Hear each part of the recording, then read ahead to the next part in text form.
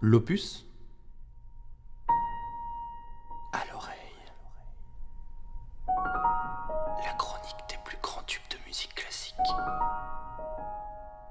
Salut les mélomanes, moi c'est Colin de la chaîne YouTube Salut les mélomanes. Voilà, j'aime bien. Et bienvenue dans cette nouvelle chronique de l'opus à l'oreille, la chronique qui parle des plus grands tubes de musique classique. Et il était une fois un tube, le tube préféré de tous les amateurs de trains fantômes, et on les embrasse. Aujourd'hui, on s'intéresse donc à la toccata et fugue en ré mineur de Jean-Sébastien Bach.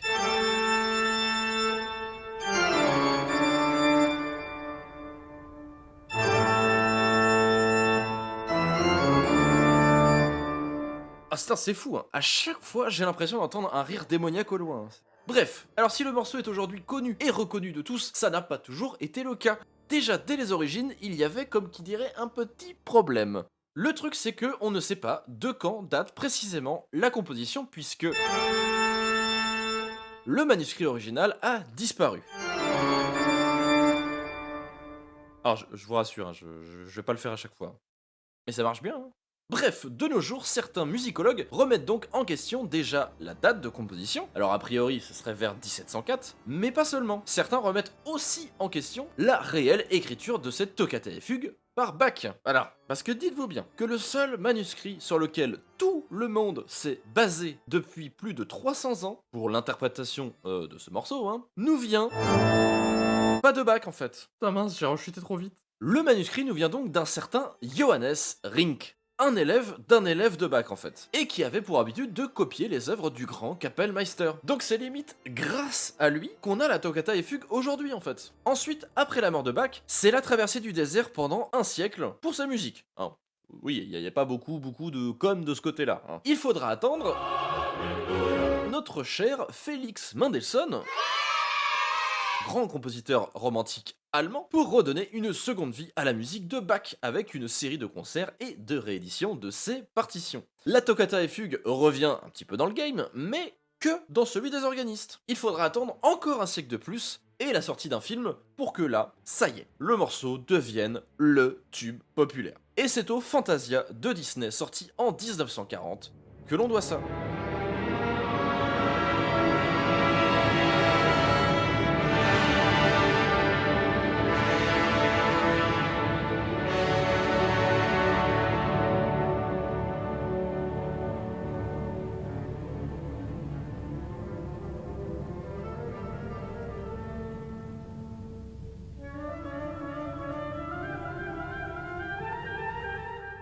Alors comme vous l'avez peut-être probablement, et j'espère deviné, mais c'est dans une orchestration que la toccata et fugue a été donnée pour l'occasion par le grand chef d'orchestre Léopold Stokowski. Bon, ils se sont peut-être dit que c'était peut-être plus facile à faire écouter aux gosses de l'orchestre que de l'orgue. Mais bon, en tout cas, merci Disney. Et sinon, parlons un petit peu du morceau en lui-même, qu'est-ce qu'il a de spécial? Première raison, bah déjà c'est une toccata. Alors une toccata déjà c'est cool, argument solide. Une toccata c'est un genre que j'aime particulièrement. Argument encore plus cool. Mais sinon, c'est un genre qui tire son nom de l'italien toccare et qui veut dire toucher. Et ça c'est très vite, dès l'époque baroque, c'est-à-dire 17e siècle, appliqué à des œuvres très virtuoses et très libres dans la forme. Il n'y a pas vraiment de modèle de toccata type, si vous voulez. Et ça se ressent beaucoup dans celle de Bach. On enchaîne assez vite les différentes parties.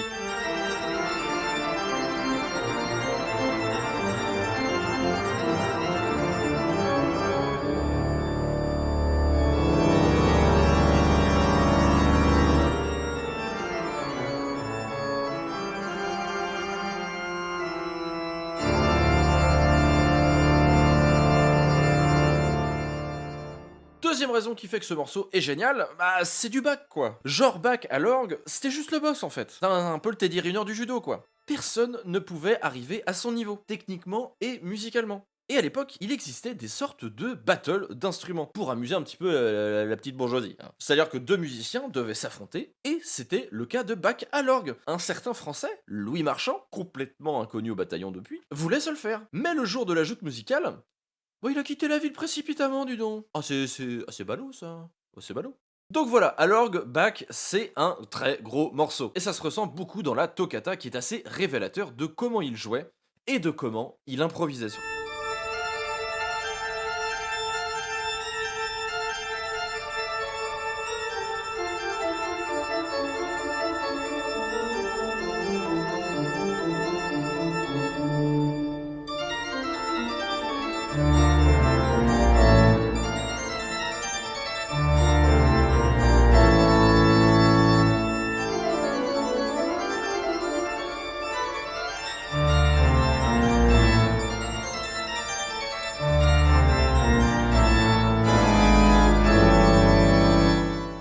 ceci sert finalement d'introduction à ce qui suit, puisque sur les 9 minutes au total, seuls 2 sont consacrés à la toccata.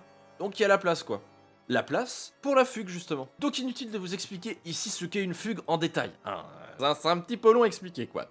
Faut juste comprendre un truc. Quand un ado fait une fugue par exemple, c'est regrettable mais il fuit. Et bah c'est le même principe en musique en fait. Dites-vous que l'adolescence c'est un petit peu comme le thème d'une fugue, il commence tout seul, et ensuite on essaye de le rattraper. C'est un peu le rôle des parents quoi. Bref, écoutez ce que ça donne sous la plume de Bach.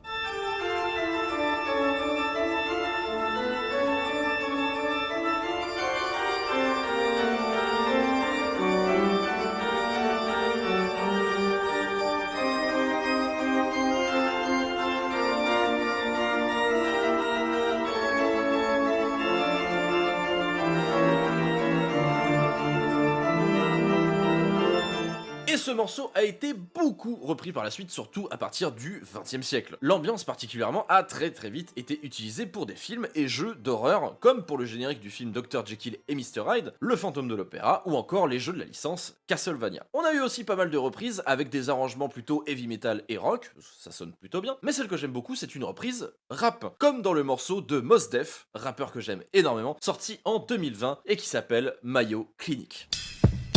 Wow. Strong no aftertaste. Wow. Mayonnaise.